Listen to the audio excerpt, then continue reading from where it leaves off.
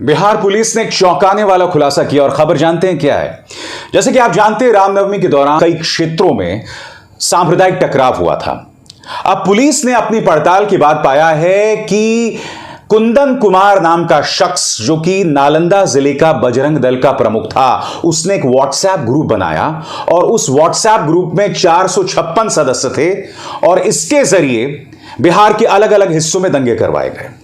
बात यहां नहीं रुकती, यह खबर देखिए। उत्तर प्रदेश पुलिस ने खुलासा किया है कि हिंदू महासभा के 4 लोगों को गिरफ्तार किया गया है। और जानते हैं क्यों? क्योंकि इन हिंदू महासभा के 4 लोगों ने गोकशी करवाई, हमारी पवित्र गाय की हत्या करवाई। मकसद क्या था? मुसलमानों को फंसाना और उसके बाद दंगे करवाना। मैं आपसे एक सवाल पूछना चाहता हूं, ये लोग तो गाय को अपनी मां मानते हैं ना भाई। मैं गाय को मां नहीं मानता हूं, मगर हां, गाय मेरे लिए पवित्र है धार्मिक नजरिए से। मां नहीं मानता हूं, मेरी मां सिर्फ एक है, ठीक है। मैं आपसे क्या कहना चाह रहा हूं, बजरंग दल वाले, हिंदू महासभा वाले, ये तो गाय को अपनी मां मानते हैं। और सिर्फ वहां तक बात नहीं सीमित रहती, गाय को लेकर लोगों को लिंच कर दिया जाता है, मौत के घाट उतार दिया जाता है। और उत्तर प्रदेश पुलिस, आगरा पुलिस की माने तो हिंदू महासभा वाले लोगों ने गोकशी करवाई, गाय की हत्या करवाई और फिर दंगे करवाना चाहते थे।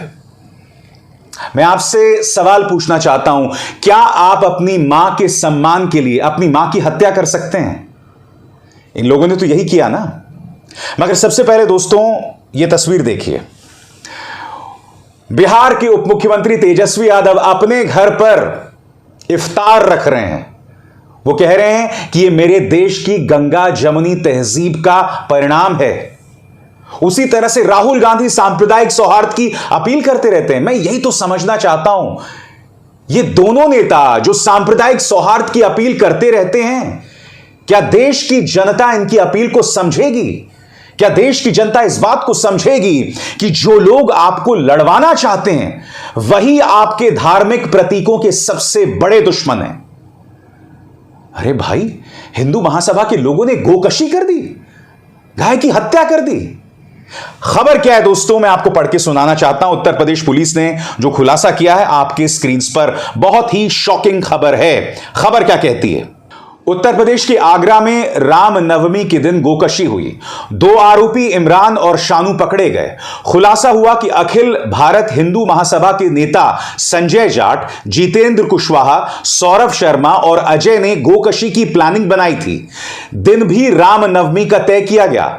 मकसद था अपने विपक्षी 4 मुस्लिम लोगों को फंसाना। इसके लिए हिंदू नेताओं ने कुछ मुस्लिम लड़के तैयार किए, हायर किए और उनसे गाय का बछड़ा कटवा दिया।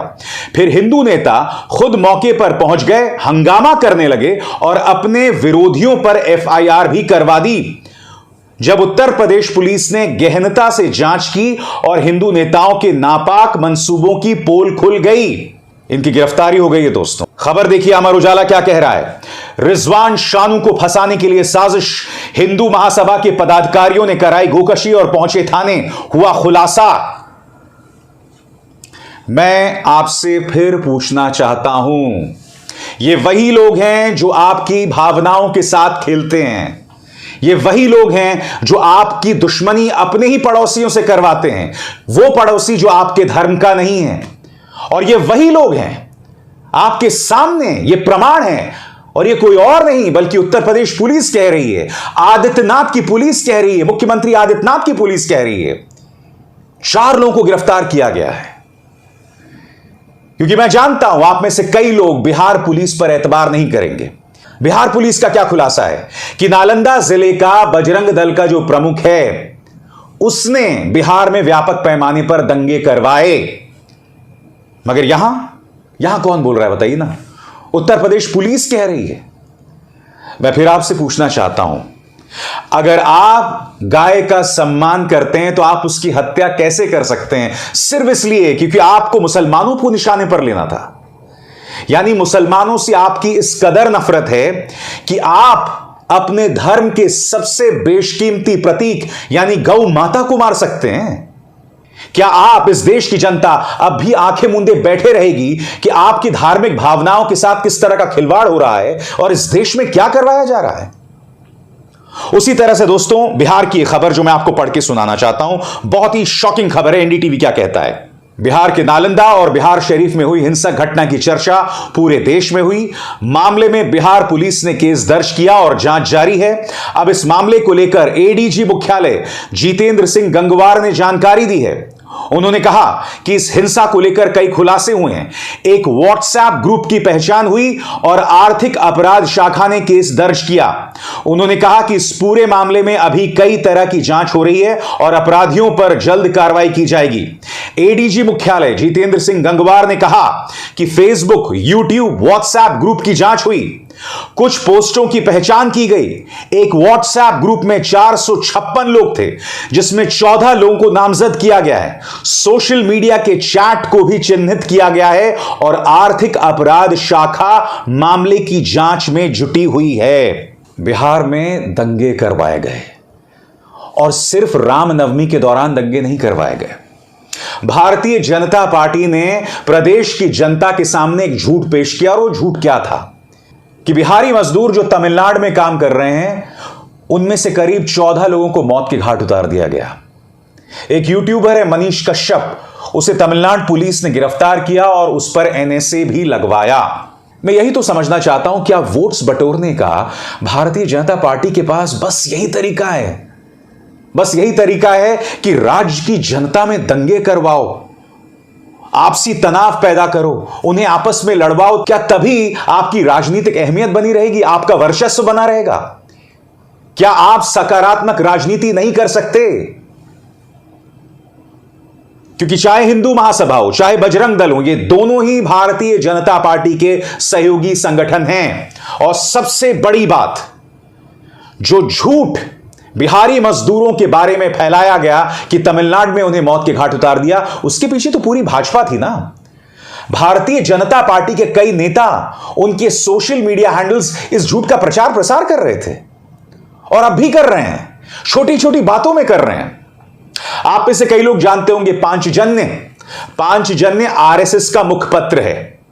अब उन्होंने मुरादाबाद के बारे में, उत्तर प्रदेश के बारे में किस झूठ का प्रचार प्रसार किया, मैं आपको दिखलाना चाहता हूं आपकी स्क्रीन पर। उन्होंने एक झूठ बताया कि भागकर मुस्लिम लड़के से हिंदू लड़की ने की शादी, भुगतना पड़ा अंजाम। मुस्लिम लड़के ने अपने दोस्तों से खेत में करवाया हिंदू पत्नी का रेप। सरासर झूठी खबर। मुरादाबाद पुलिस क्या कह रही है दोस्तों, नीचे देखिए। आपके द्वारा किए गए ट्वीट के संबंध में अवगत कराना है कि जनपद मुरादाबाद में इस तरह की कोई भी घटना नहीं हुई है। बिना जानकारी के अनावश्यक ट्वीट ना करें। भ्रामकता फैलाने पर आपके खिलाफ वैधानिक कार्रवाई की जाएगी।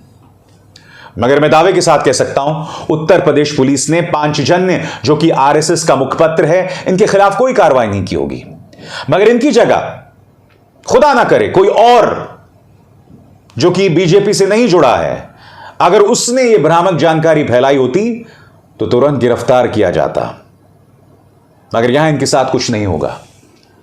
मैं आपको ये खबरें क्यों बतला रहा हूं? मैं ये खबरें आपको सिर्फ इसलिए बतला रहा हूं कि जो लोग आपके धर्म की नुमाइंदगी का दावा करते हैं, वही सही मायने में हिंदू धर्म के सबसे बड़े दुश्मन हैं।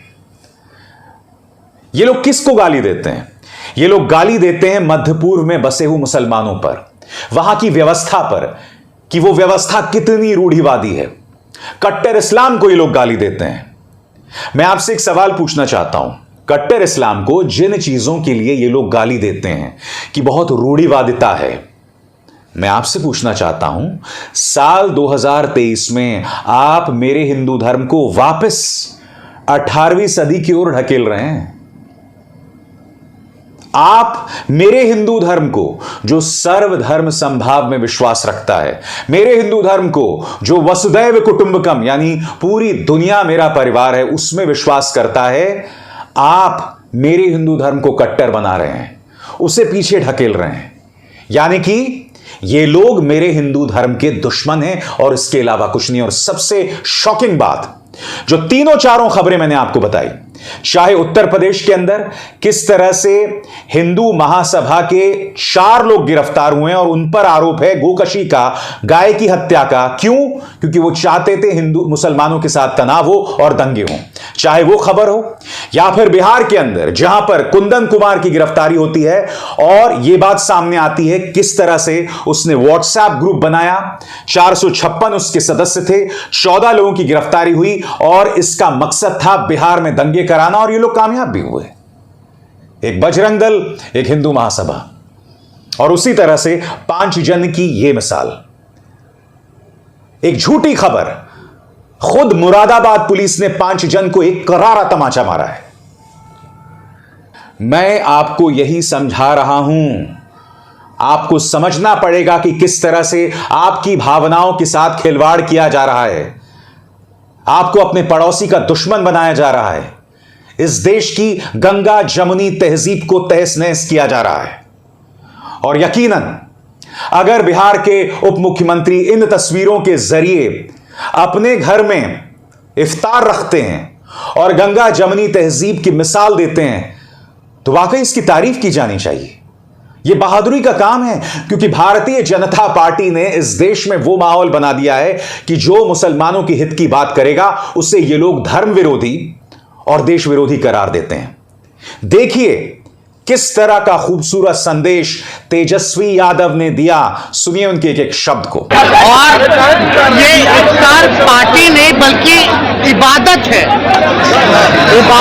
और गंगा जमुनी संस्कृति की ये पहचान है।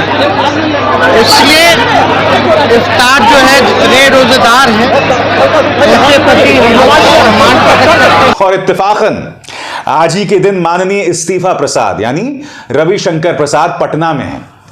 पटना में वो क्या बोल रहे हैं कि गुलाम नबी आजाद ने अपने इंटरव्यू में यह कहा कि राहुल गांधी विदेश जाकर अवांछित लोगों से मिलते हैं, कुछ व्यापारियों से मिलते हैं और वो व्यापारी देश के दुश्मन हैं। इस आधार पर उन्होंने राहुल गांधी को एंटी नेशनल बता दिया। मेरे सवाल यहां पर रविशंकर प्रसाद और गुलाम नबी आजाद दोनों से। गुलाम नबी आजाद से तो यह सवाल है कि भाई अगर राहुल गांधी वाकई देशद्रोहियों से मिल रहे थे तो आपको तो इतने अरसे से जानकारी थी, क्योंकि आप तो पिछले 40-50 सालों से कांग्रेस के साथ हैं ना। यह सब चीजें आपकी आंखों के सामने हो रही थी, तो यह चीजें आपने सार्वजनिक क्यों नहीं की? आपने देश की जनता को क्यों नहीं बताया? क्योंकि आपको सत्ता की मलाई खानी थी। आप निहायत ही अवसरवादी थे। पहली बात तो मैं दावे के साथ कह सकता हूं, ये जो दावा कर रहे हैं गुलाम नबी आजाद, मुझे नहीं लगता उसमें रत्ती भर भी सच्चाई है। मगर स्वाभाविक सी बात है, रविशंकर प्रसाद को मौका मिल गया, उन्होंने पूरी प्रेस कॉन्फ्रेंस कर डाली। मगर सबसे बड़ी बात, जब भारतीय जनता पार्टी, जब राहुल गांधी डिनर कर रहे होते हैं, आप इस तस्वीर को सार्वजनिक कर देते हैं। जब राहुल गांधी नेपाल में अपने दोस्तों के साथ पार्टी कर रहे होते हैं, आप इस तस्वीर को सार्वजनिक कर देते हैं। मैं बीजेपी से पूछना चाहता हूं, अगर राहुल गांधी विदेशी जमीन पर जाकर कुछ अवांछित लोगों से मिल रहे हैं तो वो तस्वीरें आपके पास क्यों नहीं है? वो जानकारी आपके पास क्यों नहीं है रविशंकर प्रसाद जी? आपको एक घर के भेदी की जरूरत क्या पड़ रही है इस जानकारी को सार्वजनिक करने के लिए? यानी कि कुछ भी बोलना। रविशंकर प्रसाद से यह पूछा जाना चाहिए कि आपकी पार्टी बिहार के मजदूरों के बारे में झूठी खबर क्यों फैला रही थी? क्यों यह झूठ बोल रही थी कि 14 बिहारी मजदूरों की हत्या तमिलनाडु में कर दी गई? रविशंकर प्रसाद से यह भी पूछा जाना चाहिए कि बिहार के नालंदा जिले का जो बजरंग दल का प्रमुख है, जैसा कि बिहार पुलिस ने खुलासा किया है कि उन्होंने बिहार के अंदर दंगे करवाए एक व्हाट्सएप साजिश के तहत, रविशंकर प्रसाद से यह पूछा जाना चाहिए कि मान्यवर इसके बारे में आपका क्या कहना है। और अगर जवाब नहीं है तो इस्तीफा दे दीजिए, जो आपका खास अंदाज़े बयां है। बहुत दुख की बात है दोस्तों कि जो सारे धार्मिक प्रतीक हैं ना, चाहे रामनवमी हो, हनुमान जयंती हो, गाय हो, इन तमाम खूबसूरत धार्मिक प्रतीकों को जो मेरे धर्म से जुड़े हैं, मेरी बचपन की यादों से जुड़े हैं, उन्हें ये लोग कलंकित करने की कोशिश कर रहे हैं, मगर ये लोग जितनी भी कोशिश कर लें, ये मेरे हिंदू धर्म को नीचा नहीं दिखला सकते। मेरे हिंदू धर्म में इतनी ताकत है कि चाहे जितने भी नफरती आए, चाहे जितने भी अत्याचारी आए, कहीं ना कहीं वो इसे सहन करना जानते हैं, इसका सामना करने जानते हैं, और वो आगे भी करते रहेंगे। मगर हां, देश की जनता को समझना पड़ेगा कि अगर आप इसी नफरत की आंधी में बह गए, इस नफरत को आप अपनी नसों में भरते गए, तो न सिर्फ आप अपने आप को बदनाम और बर्बाद कर देंगे, अपनी आने वाली पीढ़ियों को भी हमेशा के लिए दफन कर देंगे। मेरी इस बात पर गौर कीजिएगा। अभिसार शर्मा को दीजिए इजाजत। नमस्कार।